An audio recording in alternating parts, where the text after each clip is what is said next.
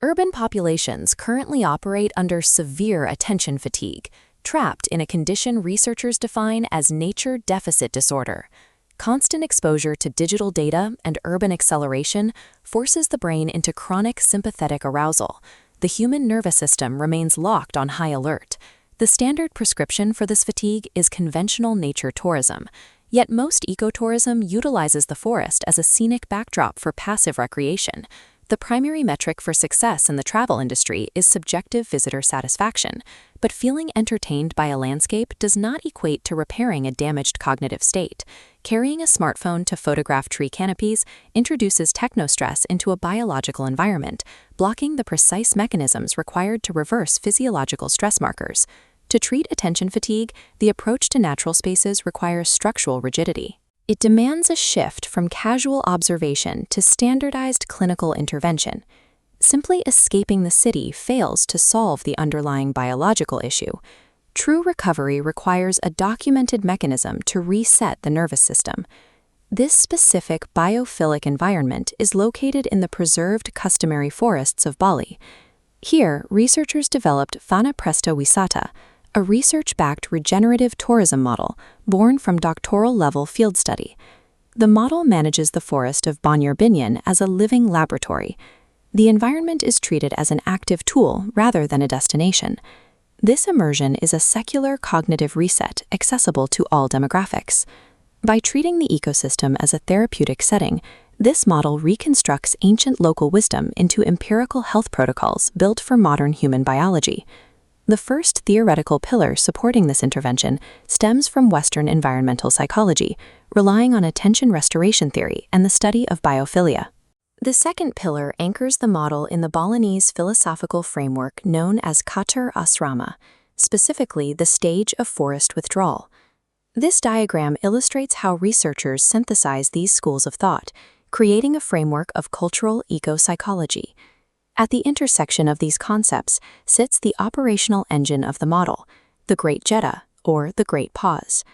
The primary psychological directive of the Great Jeta is to move the individual out of the persistent state of the doer and into the state of the observer. This transition removes the friction of urban productivity, allowing the individual's internal rhythm to recalibrate to the natural pulse of the forest. Without this specific philosophical framework, a walk through the woods remains a simple physical exercise, lacking the architecture for deep cognitive restoration. To execute the Great Jeta, the Living Lab enforces a mandatory digital fast, removing all devices to prevent biophilic disruption. With devices secured, the model deploys 4 stacked architectural components: the Living Lab environment, human-nature interventions, biofeedback monitoring, and community stewardship. The active restoration occurs within the interventions layer.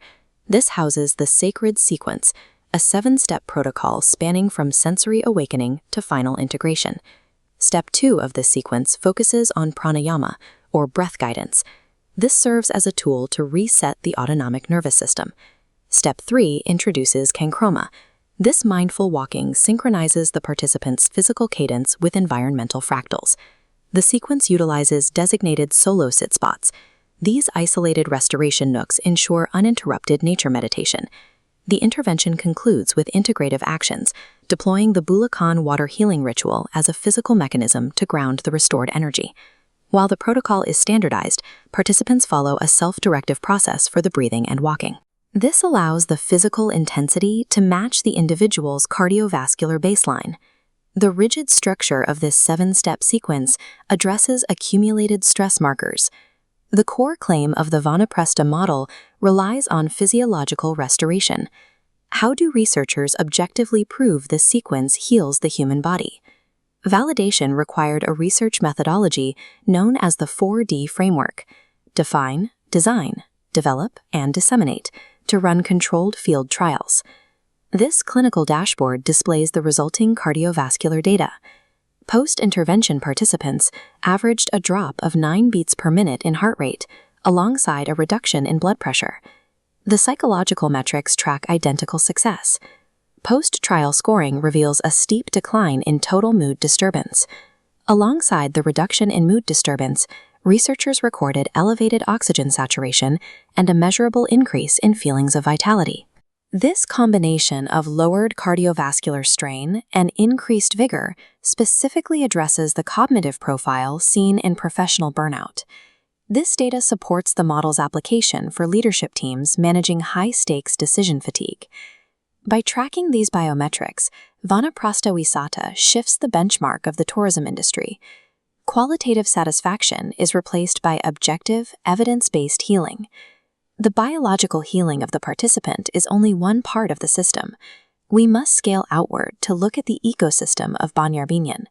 The operational sustainability of the model relies on integration with the local Pokdarwis, or community tourism group. The community members host the intervention.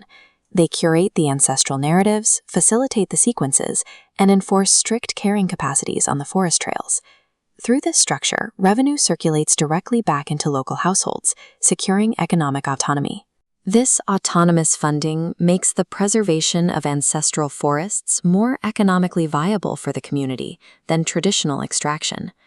The individual's biological recovery and the forest's preservation form a closed regenerative cycle. Healing the tourist protects the host environment. True regenerative tourism requires an operational reality where the host community functions as independent stewards and partners in a systemic healing engine. A 150-minute immersion is designed to deliver immediate relief, but the ultimate directive is to provide the participant with a lasting psychological blueprint for stress resilience. Vanaprastha offers an evidence-based template for applying environmental psychology against the global crisis of mental fatigue. The future of travel relies on a documented, regenerative partnership between human biology and the living Earth.